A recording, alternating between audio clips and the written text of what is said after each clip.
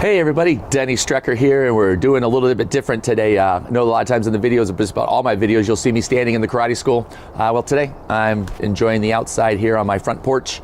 Spring is starting to show itself here. It's still a little bit chilly, so we've got a couple of layers on. And I wanted to share a story that happened with you in the karate school this week that I think applies to all of us, and two important messages that we want to be able to take away from it. The first one is how to deal with your child when they are addicted and really want to play video games. And just as important would be learning to ask the right questions so that you get the right answers.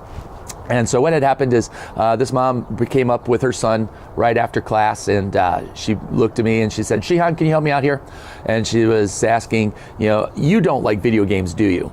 And so I wasn't really sure what was going on at that moment, but basically what had happened was she came to me with a question and she was anticipating or expecting a certain answer. She was hoping or expecting me to say, "Absolutely not, I hate video games, they're a waste of time." And so then she could turn to her son and feel vindicated and say, "See, that's why you don't do video games." Well, unfortunately, that's not the truth. So she said, "Shihan, you don't like video games, do you?" And I said, "Well, actually growing up, I played a whole lot of video games. I liked all of them." And so she looked at me and she said, "Well, that's the wrong answer." And so at that point, I kind of figured out where she was going or what she wanted. And that's what leads us to the first point in our first lesson is learning to ask the right questions. Number one, you don't want to go in asking a question, anticipating or expecting a certain answer. And we're all guilty of that. We've done that with somebody, a coworker, a spouse, a significant other, our kids, and it definitely a lot of times leads us down the wrong path. So you want to ask the right question to get to the right answer. Fortunately, in this case, I was able to follow up with her and I was like, "Well, what do you mean?" Because it really wasn't the wrong answer, it was the truth. And she said, "Well, my son really is playing video games and he doesn't want to do anything else." And so then at that point I better understood what she was asking me. So what I shared with her was, well, the thing you have to remember is these are two completely different experiences. When I was little, we didn't have game systems. We didn't have tablets and iPads and phones and all the stuff that you could just play anything you wanted. We had arcades, and you actually had to go to the arcade to play the game. So my parents still live in the same house that I grew up in right here in Troy. So I would actually get on my bike and I would bike about 3 miles down to the local Meijer where they had an arcade at the time. Second thing about that then is we had to pay a quarter every single time to play a game. I had to have my own quarters. My parents didn't pay for video games. So I had a very different experience than what kids would have these days with, I had to ride 3 miles on my bike. I had to spend my own money. And once that quarter was used up, once you ran out of lives, you had to put in another quarter. The games today have infinite lives and you just reset and it's really, no big loss. Then when all was said and done, I had to ride the 3 miles back home. So there were a lot of vested interest in that process. So it taught me a lot of skills, and the video games themselves can teach us some skills that I think are important as we grow up. But again, it's a whole different thing than what the kids experience today.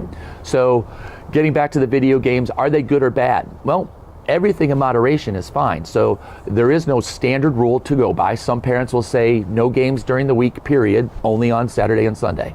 Some parents will say you have an X amount of time during the day, each day.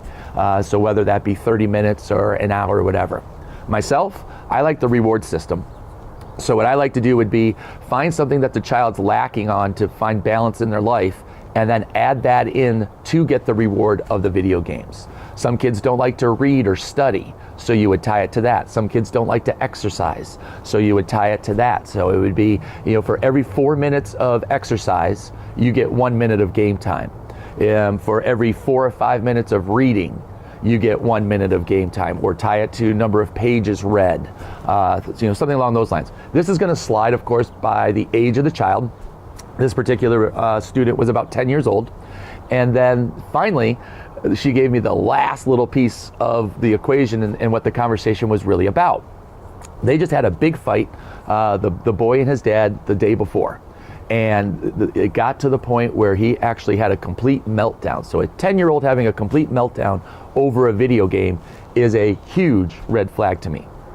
And not the fact that he's 10, but just having a meltdown to where you just lose complete control. What you're telling me at that time is that you're not ready to handle this item or this responsibility. So if you get that broken up over not being able to play your game, then there shouldn't be any game period because you're not ready for it. So whether the child is 4, 7, 10, or even 21, right? It's okay to be upset. It's okay to be mad. It's okay to say that you're mad.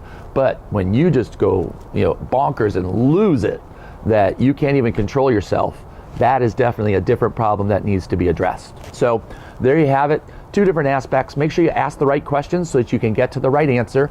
Don't go in with an expectation of what the answer is going to be.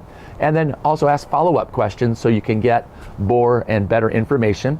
And then number 2, how to regulate the game time and handle video games with your kids. So if that doesn't answer your question, if you have anything else, feel free to give me a call or stop by the school. I'd be happy to talk to you. I'm going to enjoy the rest of the day, and we'll talk to you guys soon.